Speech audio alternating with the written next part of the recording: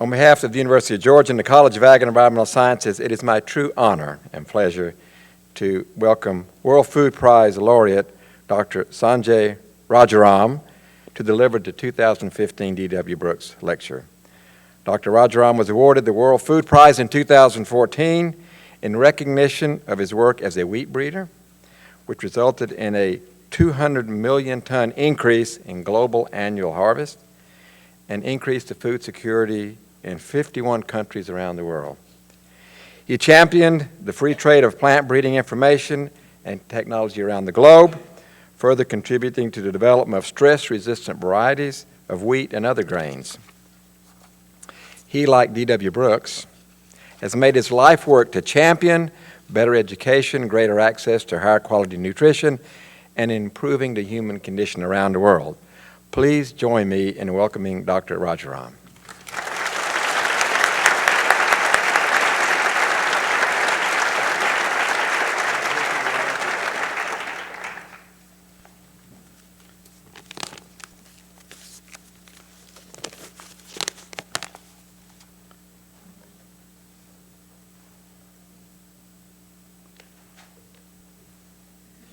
How that changes.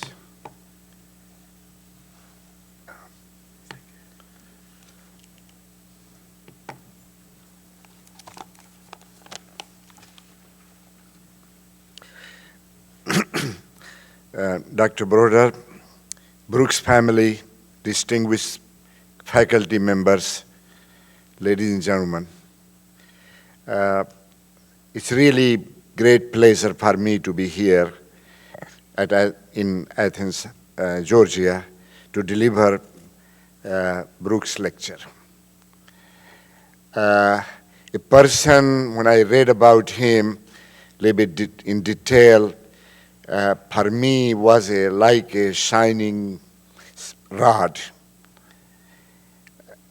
Some of his legacy and work which he pursued here, even though was restricted to Georgian agriculture, however, I felt that this has tremendous application.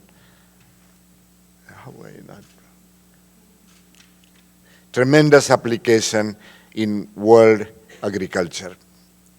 Today, I don't have to talk about David Brooks. You know him very, very well. But I just wanted to piece out 3 points there, which I wanted to remind you that he's considered hero and mentor to many of his colleagues here in Georgia, which he continued until he died, I believe, in 1999 or something like that. He continued that. Young people, old people, all generation working with them. I was also very, very impressed that he had advised 7 United States presidents on the policy issue, production issues, especially related to agriculture. And also he was named Progressive Farmers Man of the Year in Agriculture in South. Looking at all these things, if you look at his vision and the legacy, what he did here in the South, so much can be done in Africa, so much can be done in South Asia and other parts of the world. And he reminded me, basically, Dr. Norman Borlaug. He just, his mission was so strong, just like Norman, to get the jobs done. And I'm very pleased that I have been given this honor to talk about, in his honor, some of the things, some of those missions and the legacy, the way I see can be taken to the other parts of the world.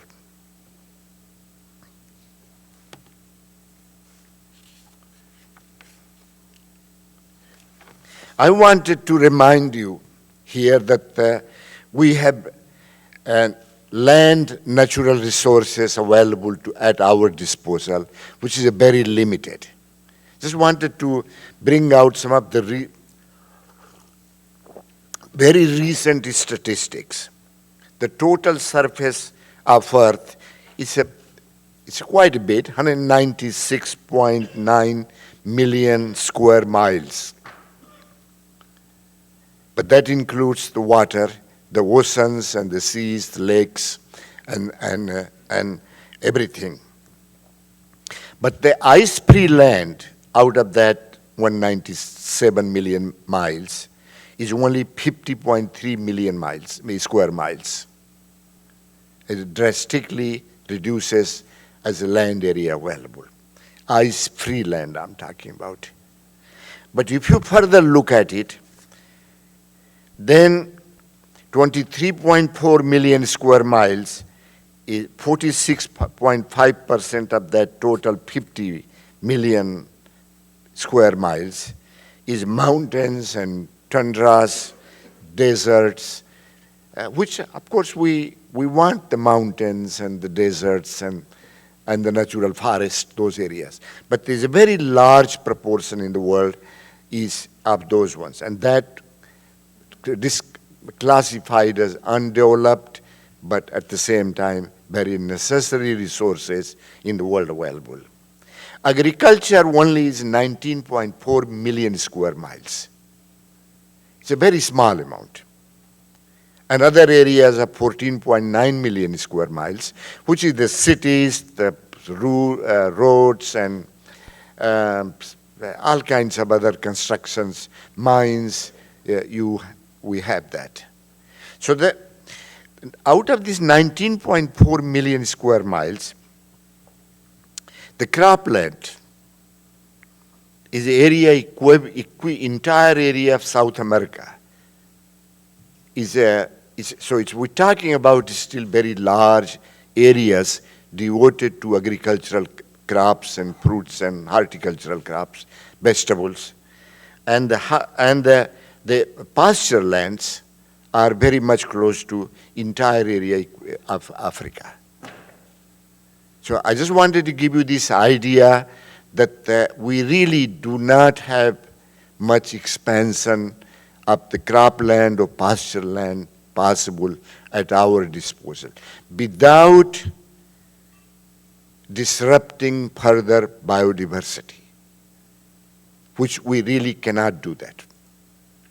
I think Mr. Brooks would not allow that we bring further those areas under agricultural pasture land, because they're very necessary for the preservation of climates, which I would be talking a little bit later.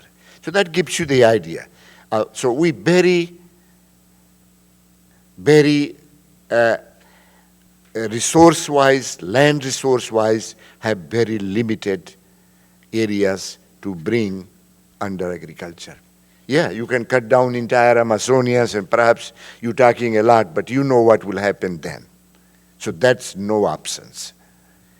And I wanted to clarify this to you. And you look at, on the top of that, look at the current world population. 7.3 billion people, 7,300 million people today worldwide.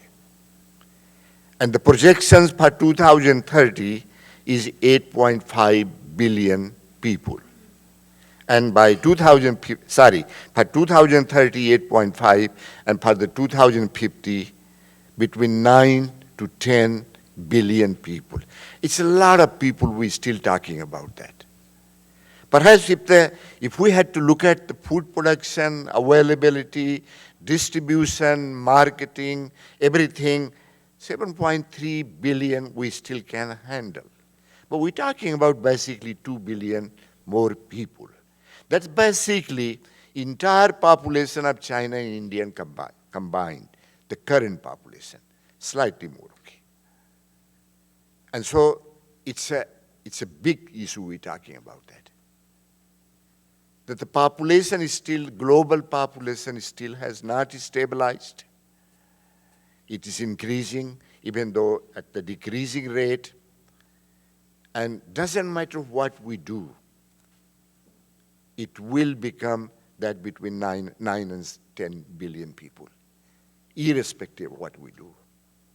Hopefully by then, it has stabilized. Hopefully. Nobody can tell. There are a lot of prediction, maybe up to the end of this century or somewhere in between. And but that's where we are. We have to accept this fact. And they have tremendous implication for the agricultural science, how agricultural science can deliver this in the future. Land resources limited, and perhaps water resources declining, and the number of people increasing. That's the scenario we have to deal with. And so it puts a lot of strategic thinking on part of the young people, future generations. I wouldn't be there to worry about that. I can tell you very clearly. Okay, I wouldn't be there. I wish. I don't want to be there. There. Okay, because what we have done in the last 50 years, beginning the tremendous work of Norman Borlaug, and prior to that, Mr. Brooks, they were tremendous. But what we're talking about in the lieu of increasing population, declining resources, and a lot of pressure on the biodiversity, etc., it looks very difficult job. But I tell you, I believe that if we have wedded the good science and technology mixed with good politics and the policies, I do believe that the future is bright. And I'll come back to, I don't want to just scare you, but that the facts, that the statistics against we are, and you have to accept that. Not to mention that out of these 7.3 billion people, there are 800 million people today, every day, they go hungry. They go to bed hungry. I mean, many times we don't realize that, but this is a fact. Not necessarily there's a lack of food worldwide. They are available, except that these people have no opportunity. They do not have the buying power to buy that food available in the market. And that's why they're hungry. So there are a lot of other things. There are social issues, religious issues, availability of how to make the employment issue so that the people can access food, the basic requirement of every human on this planet Earth. And I believe that this is when we talk about 800 million people going hungry, it's just very scary. And perhaps in the future, unless we do something, unless we bring the legacy of Mr. Brooks to get the job done right way, we perhaps would not be able to solve the problem.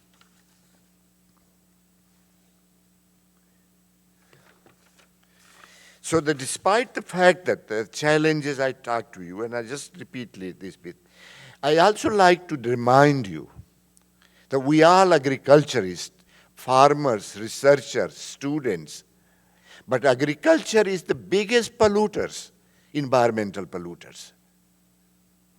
And we also have to recognize that. We have the responsibility to address that issue, the pollution issue. How that happens? It happens especially, basically that pollution resulting into global warming, especially from the methane gas released from the animals and the rice farms. You may not have realized that the methane gas coming out of the rice. I don't know how that comes out, okay, but it does, okay. Yeah. The nitrous oxide from the fertilized fields, excess not managed very well, excess fertilized field, leaching and the release in the atmosphere, CO2 from the forest fires. Did you realize that in the United States, This year you had 45,000 forest fires in the different parts of the country. Basically, it burned 3.5 million hectares everywhere. And that created a lot of CO2, other than the environmental damage.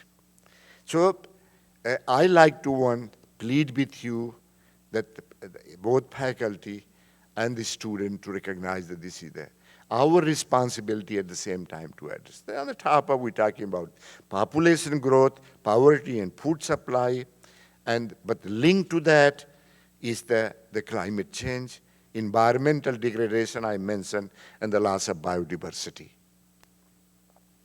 Loss of biodiversity, why I'm a wheat scientist. Why should I worry about the biodiversity? I should worry about the increasing yields of wheat. But I know that I can't increase the wheat of yields if we further keep destroying the biodiversity. They're so linked.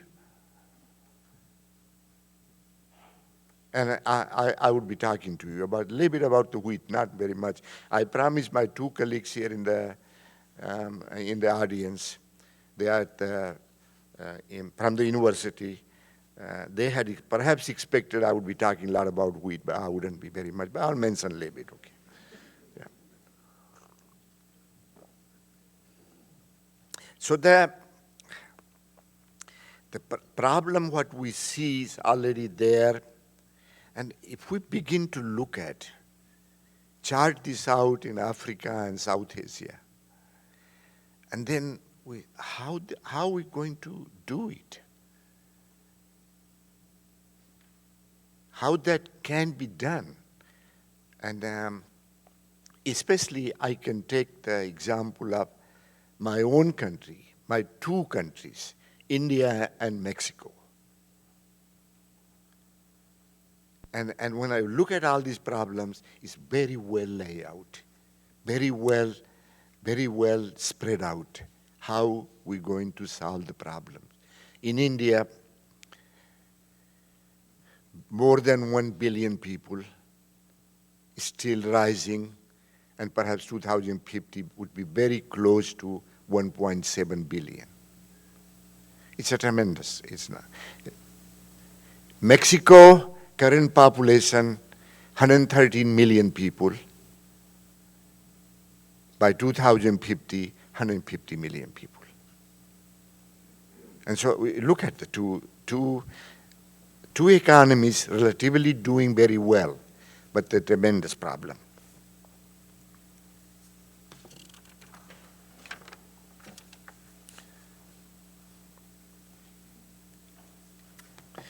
So the debate goes, on the top of that, we have ethical, scientific, social debate about the kind of food we eat.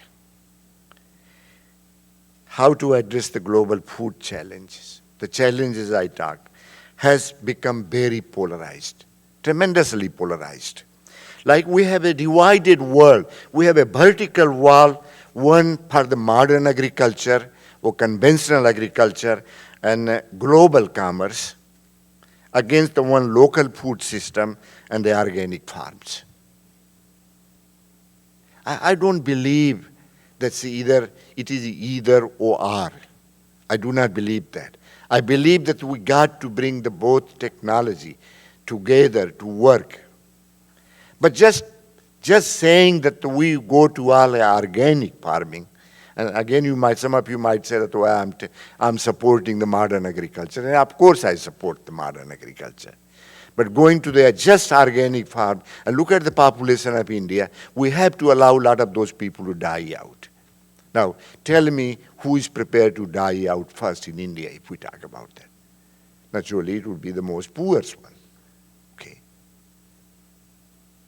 And so is in Africa. But I think that's not the option. There are good technology, good things, good scientific technique available, how to raise the fruits and vegetables, perhaps the kitchen garden type of agriculture through organic farms, supplemented by the major food crops, perhaps the way the way we're doing now. But we can't go back 100 years, okay? We come a long way through the discovery of the Mendelian genetics 100 years ago. Made tremendous progress, mechanization, statistical inventions, everything happened. And now, of course, the modern biotechnology.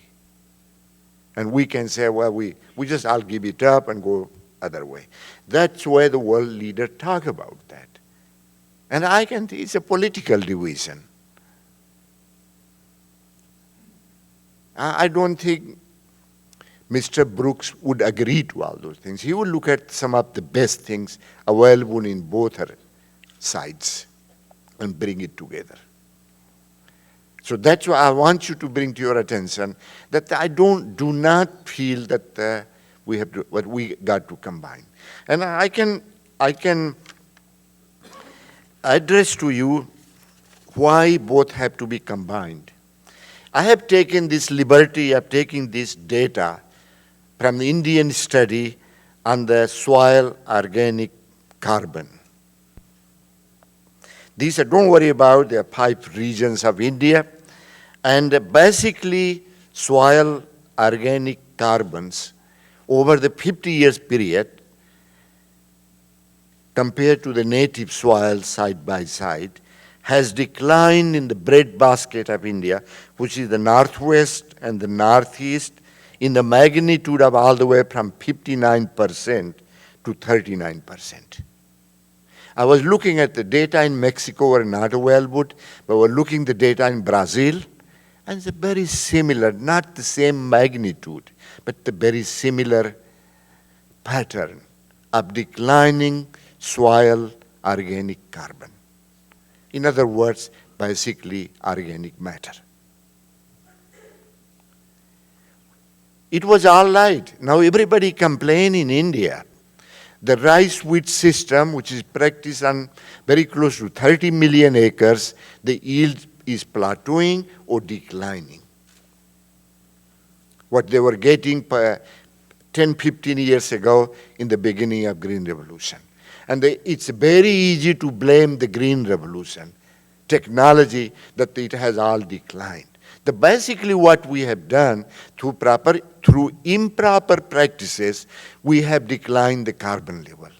And then we expect the productivity to remain the same, which will not happen. I took the example of India, very reliable data, produced by Ratan Lal from Ohio State University and his colleagues. But I look at the other study, trends are very similar. Why I want to bring to your attention soil carbon? Because that's the building blocks on which we can base the future agriculture. I say we can meet the demands of the 2050, but unless we look at the other associated damages has been done and how to correct that. So it's very important. But not only, what has happened that in Indian soils, in the breadbasket of India?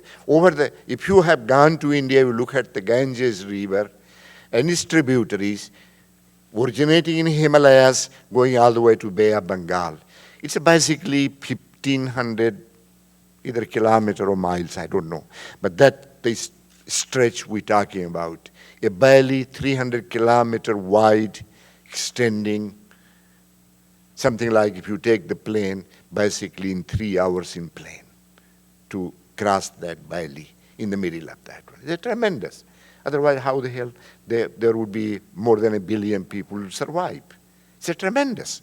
But how do we maintain that in the light of this organic carbon decline? What has happened? That we basically destroyed the micronutrient balance. We just don't have that many micronutrients. People thought that just the nitrogen, phosphorus, and potassium just will continue to do the job forever. But it's not so. Many of you in the audience who understand the soils understand very well. I don't very much. But that's what has happened. Zinc deficiency and other deficiency has come out everywhere, and they're showing up. Unless we take the remedial action, but basically it goes to carbon level. Basically it goes to decline of the organic matter. We build the organic matter, we'll build the micronutrients. How we do that? It's going to be a big challenge.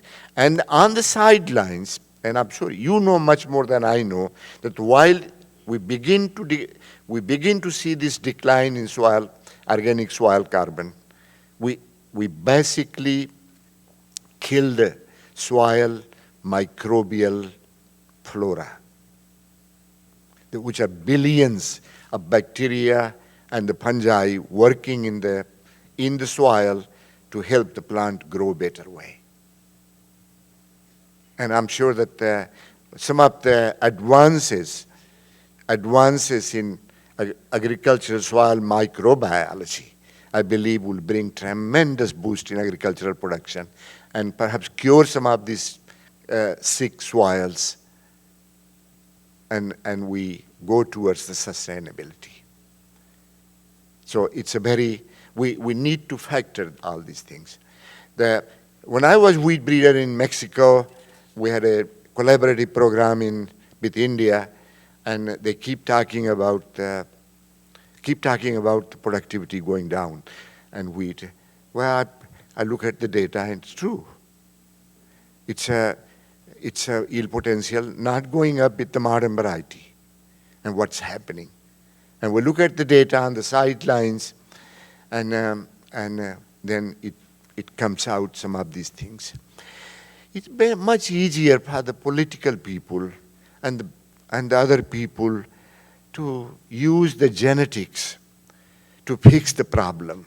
Believe me, we can't use the genetics everywhere if the problem is in the soil. We can't use that. So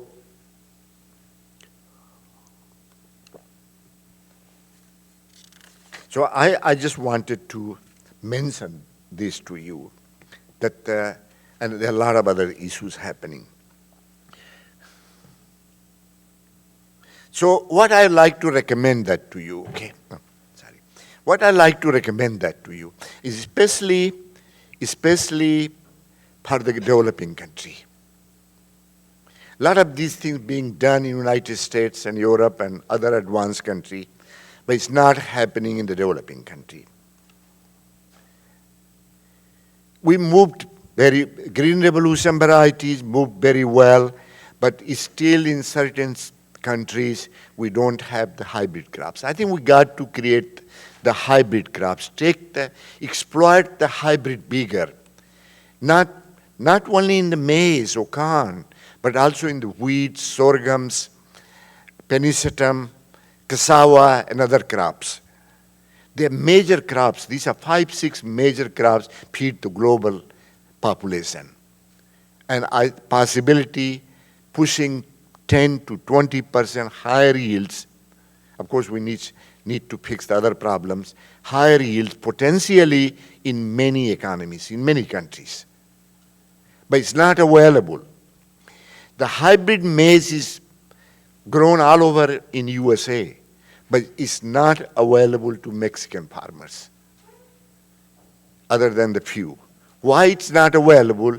Because Mexico is a birthplace of, that's where the maize was born, especially in the Chiapas and the Oaxaca and the Honduras and all those places. It's Mexican consider the maize races and the biotypes, those variants is very sacred. Yes, they make special products, but you can't just, they give only 1 ton or 2 tons yields per hectare. Per hectare I'm talking about.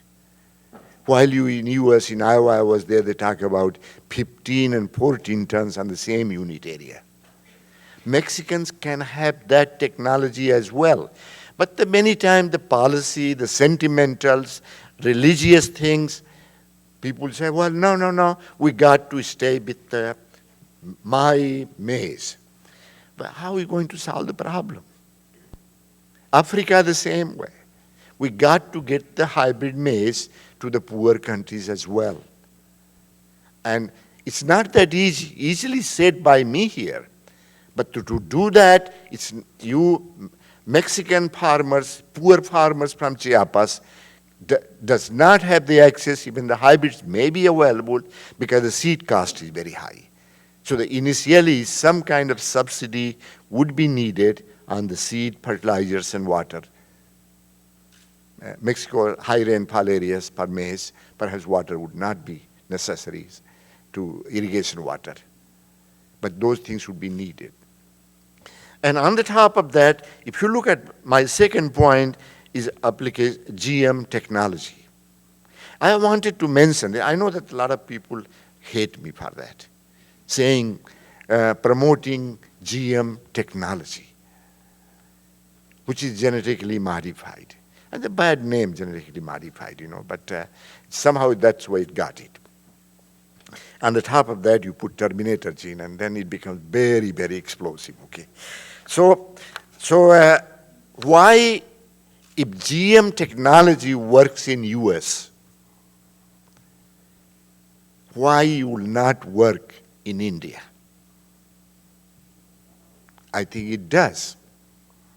But the way it is promoted, that it cannot be done by the small farmers. Cannot be done by the small farmer because he cannot buy the seed. Yet we have the subsidy to buy the seed, import the seed. We have subsidy on so many other things, but we can't provide the subsidy on the seed so that the poor farmers can buy that, either African or Indian or Andean. And I do believe that here is my philosophy. I do not believe we need two kinds of technology, separate for one part the bigger farmers and the corporation type, and other one for the small farmers. However, there's a difference in the delivery system. The rich farmers, the corporate farmers, we buy the technology. The poor farmers do not have access, but he needs the same. The whole thing I talk about, the population increase, see, this is happening because people are staying on the lands, they're not moving in other areas, and it creates tremendous problem. Land fragmentation is the biggest issue because we cannot mechanize the land in these poorer countries. So we need to look at it that. And I like to look at it, the hybrid crops loaded with GM technology, and of course in a conservation agriculture mode. Should have been the first point anyway, okay, conservation agriculture. Well, we talked about maintaining the carbon, maintaining the residue, and so that we can maintain the water, and we wouldn't put so much pressure on the water for the irrigation water. You can see it's a very, very complicated in the developing country scenario. But it can be done with a little bit help. And believe me, it must be done. If it's not done, then I remind you Borlaug's philosophy, that you can't build the world peace on an empty stomach. People are hungry, there would be riots, food riots, and people get very, very nasty. And I think that if we're going to build the world peace, we have enough everybody to eat and easily available, nutritious fruit. Other point I wanted to bring to your attention is the seed system. Developing country doesn't have very good seed system. We breed variety, we give them high-yielding variety, but they don't have the seed. This year, in March and April, I traveled 5-6 provinces of India to look at the wheat. And when we go to agricultural experimental station, they talk about the nice wheat and they have good demonstration. And when I traveled in car thousands of kilometers, I basically look at the farmers growing like F2 populations. Tall, dwarf, susceptible, resistant, all kinds of spikes and heads. This is wheat talking about that. I traveled primarily in the Bihar state of India. And it's a very, so what variety will serve? What, are we making a lot of investment in plant breeding to get a very high yielding variety, and we can't deliver the seed? We can't deliver the seed because the government system is corrupt. And that's why I'll talk a little bit about, very much like to see the private sector involvement in developing country, which is here, but not there. And there's a lot of resistance bringing private sector in, which should not be there. So these are some of, in the developing country terms, the hybrids, the GM, conservation agriculture, and the seed system. They are all seed system very old, 50, 60, 100 years old, but we're not done properly. And so we bring all this together, this technology, I think would be very beneficial. Oh, it comes a little bit late, you know. And a couple of more points. While I talk about the GM, I like to keep the conventional plant breeding still remain very robust, well-funded. We can't, it's something like building pyramids. You can't just build the pyramids on the top. You have to start from the bottom. So we have 100 years of plant breeding program, as I said, mentioned since Mendelian, rediscovery of Mendelian genetics, especially beginning 1905. We have made a lot of progress. We suddenly can't use the GM or can't use the robust developing the marker technology, molecular marker technology, unless we have a very robust testing program. And that way we can bring the both kinds of genes together to fortify, what I call fortification of plants, create a robust variety, which has everything in, resist the disease, insects, has better nutritional factors, etc., etc. And the last point in this recommendation is involvement of the private sector in research and development in the developing country. It's not, with the few exceptions, believe me, it's not being done. And that's why the seed sector when you talk about the public and private sector involvement in a developing country, we're talking about like creating competition. But it's not what I'm talking about creating. I'm talking about creating complementarity. We need the government to be there for the policy, for the soil research, for the genetic resources, for a lot of things. But we let the public sector do the plant breeding and the seed promotion and so that we can reach out to the farmers.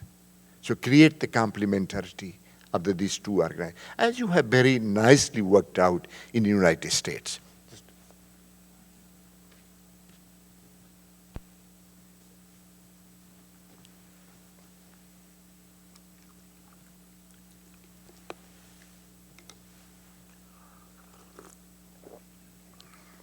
I believe that there is very good positive collaboration between private sector in the United States, even though they are multinationals and the universities. Some kind of system got to evolve, and not necessarily on the same model, but has to be that way. I can't see we meet the demands of the 2050 unless we create this change, change the way we think about how we project the future science and technology. I wanted to, before I finish, I wanted to remind you that in the developing country, we basically talking about the family farms, small family farms. This is the data based on 460 million farmers survey done by FAO in 2014, I believe, or 13. Out of that, 72% of the small, they're very small, less than 1 hectare. That's less than 2 acres. 72% of that 460 million farmers worldwide. I can see when I go see back my village in India, that represents very much like that. And only 12% were between 1 and 2 hectare. 3% 5 to 10, 1% 10 to 20, and only 2% of the farmers of this data, these 460 millions, had more than 20 hectare. Okay, here's other statistic. On these family farms, small family farms, there are 2.5 billion people. 2,500 million people reside there. So it's a very large, 1/3 of entire population today lives on these small farms. Okay. As I said in the beginning, perhaps the technology is the same. Crop variety, fertilizer use, pest control is the same. Water use the same for them as well. But the way we deliver to them is not to say the way the corporate will do, corporate agriculture. And that's where the distinction are. And basically we get frustrated. We say, well, policy is not working. Things are not working on the small farms. But these are very good, integrated, involves animals and poultry, many times fruits and vegetables, and maybe small crops, area of crops. If we do that right, this will make tremendous difference in the world, helping those 2.5 billion people. And yet we don't talk about these things. We do talk about the pile of food, and we believe that if we can produce the pile of food, tremendous mountain of food will reach to these people, but it doesn't happen that way. As I said in the beginning, not enough buying power, not enough employment.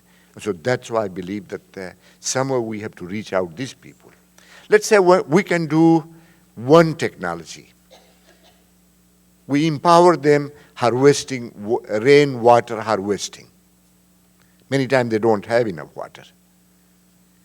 If we provide them resources to build that, this is technology.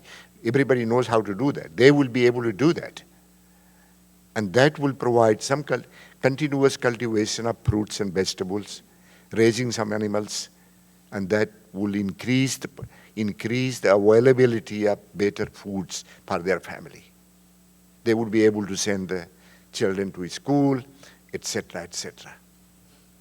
And that's why. But I want to remember this. I did not know until 3-4 years ago that that's the kind of statistics we're dealing with. 2.5 billion, 72% of the people there have less than 1 hectare farm.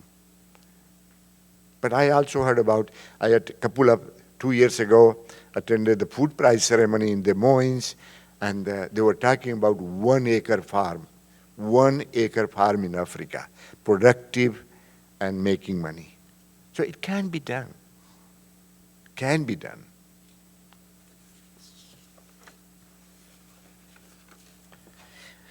Here are other issues you'd be very much surprised.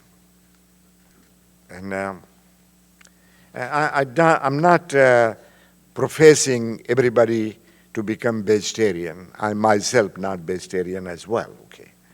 But this is what happens. For every 100 calories of grain fed to livestock, we recover only 40 calories in milk, 22 in eggs, 12 in chicken, 10 in pork, and 3 in beef. 3 out of beef. So you can see the conversion from direct grain to meat product is really, in the terms of calories, very less. And that does have implication. That's why I pray sometimes that the India would not become, hopefully, because the religious things become predominantly non-vegetarian. It's a predominantly vegetarian, and I think that will stay. Okay. People talk about what if China and India start eating the kind of food you eat here in the United States. Would be tremendous pressure. We couldn't do that then. But that's the fact. And the 25% of world food calories and 50% of total food weight are lost before they are consumed. In the marketing channel, before they come to market and bought out, fruits and vegetables, many perishable, they got lost. In India, perhaps you would be surprised to know that each year we lose 4 to 5 million metric tons of wheat grains because we don't have the storage facility. It's open storage facility. We can get the people. And on the top of that, of course, it gets mixed with dust, perhaps weevil and insects and everything. I remind them that you are all non-vegetarian, because when you eat the wheat chapati, wheat bread, it's all mixed up with all those worms and everything in that one. I have to be very careful how I tell there, okay? And only 55% of the world crops calorie feed people directly. That means that the other 45% either given, 36% given to livestock, and the rest, of course, currently turned into biofuels. And the biofuels is scary in the terms of developing country food production. If they also change towards that, go towards that trend, a lot of the food grains, food crops would be converted into that things. So they all have implication. So in the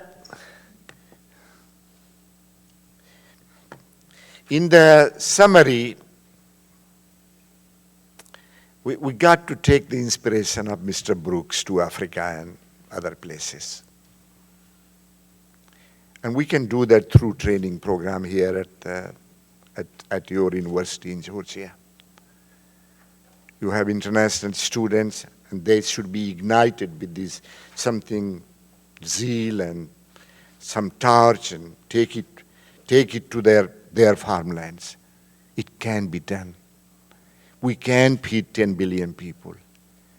But the thinking, our paradigm thinking has to change. We can't do the way the business as usual. So thank you very much for the invitation. Really appreciated delivering this Brooks lecture. Thank you.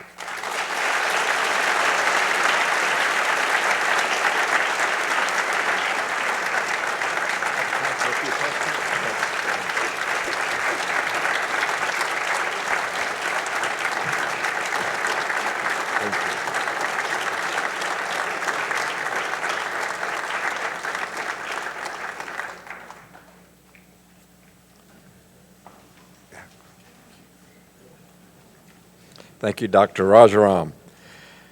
Given much to think about, many challenges. We have a few minutes for questions, and we can take questions here from this audience and our two audiences out online. Here we ask that you please wait till we can get a microphone to you. And if you are online out there, I believe you're supposed to type in your questions into a comments box. Does that make sense? And they will appear on the screen. So if there are any questions from this audience, please raise your hand and we'll get a microphone to you.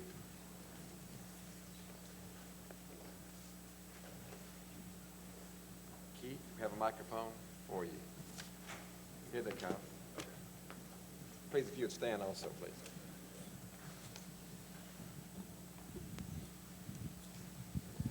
Thank you. Thank you.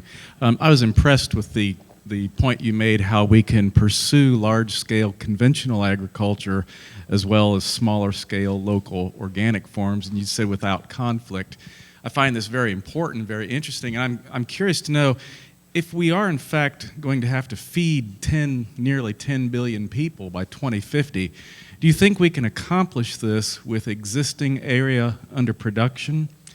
And if not, how can this be done without a simultaneous erosion of our environmental resources?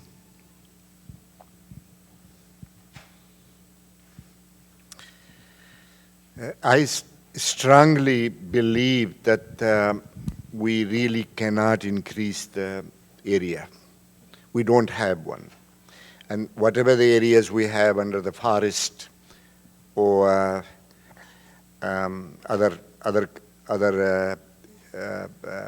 cover, we not ought to be bringing into, because of the reason I talk about climate change and so many other things. So how can we increase the, it has to be in looking at the issues, scientific breakthroughs and technology to, in some cases, would be closing the yield gaps.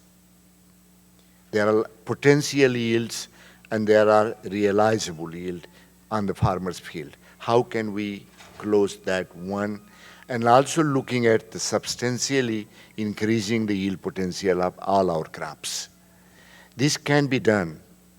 Let's give you didn't talk about the wheat, but let me give you an example. The current worldwide production of wheat, total production is roughly plus minus few million tons here and few 100,000 tons here and there, is 800 million metric tons worldwide, produced on 230 million hectares worldwide. We really don't have other lands to bring under wheat. But we know that the 800 million for the current population, we moved that 130 million metric tons from United States to Canada or Australia to other deficit where they buy, the demands are, which is a very good, allows this international trade to move that 130 million. We have that flexibility.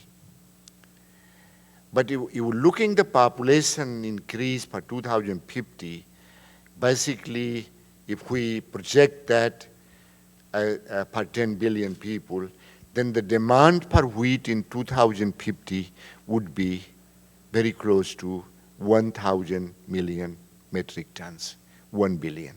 Okay, in other words, the current global average production of wheat is 3.2, 3.3 metric tons per hectare. That has to move to 4.3 or 4.4, and that then again looks very difficult. But it can be done because potentially in many environments we have 5, 6, 7, 8, or even sometimes 10. But we got to look at the climate issue, climate change issues, etc., etc. On the top of that, if the people, the future scientists, need not to worry about the high temperature issues, the flooding and the drought condition, perhaps would be done. But when we look at all these things together on the balance, it looks sometimes very difficult, but can be done on the same acreage.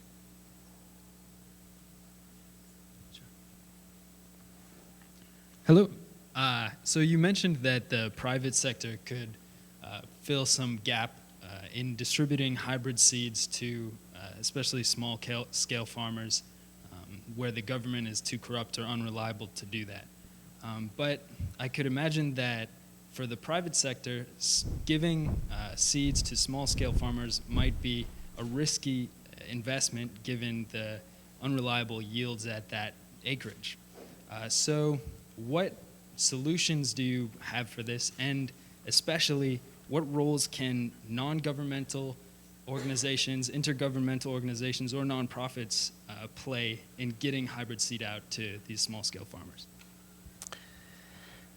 In the first place, I like to tell you that the farmers are the best economists in the world. They know what they're doing, and they also have to know how much they get. Okay, they're not going to do if the hybrid seed or other technology is not very good. They can't give them the profit, can't give the livelihood they're seeking for. So the technology has to be very good. But then it has to be demonstrated on the small farms and where they live. Once you do that, then they are willing to invest in that technology. Then they are willing to learn how to do that. I've seen that happen. This is going back to 50 years ago, and when the Borlaug semi-dwarf varieties of wheat taken to India and Pakistan, everybody said it would not work, including United States government, would not work. But it did work once it was carefully demonstrated by Borlaug's team how this will work. So it will work, and if it is productive, the small farmers will catch it up. What I made a qualification there, the delivery system is not same as the large farm and small farm. He doesn't have the credit. He doesn't have the credit to input to apply that, which has to be supplemented to begin with, some way, somewhere. And once you do that, he takes on. I like to see this very large-scale application of hybrid crops, maize hybrid crops in Mexico. I'm working on that one. And I've seen that. I've taken the hybrids from Monsanto and put some commercial demonstration on the farmer's fields, small, 1 hectare, 2 hectares. And when he gets, where he was getting 1 ton, he started getting 6, 7 tons with the new technique, new seed. He next year he didn't care about that planting his original seed. He wants the Monsanto seed, you know. So I think it can be done. And please, even the most poorest of the poorest, they got to wear all the insecurities with the new technology application. It's not the same as on these bigger farms, but it can be done.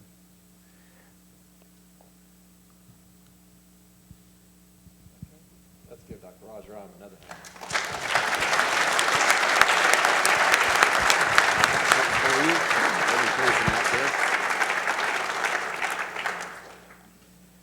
Time is of the essence. Time is of the essence. 2050. We have this alarm clock set to 2050. It will go off. Just kidding. Thank you. Thank you very much. Thank you very much.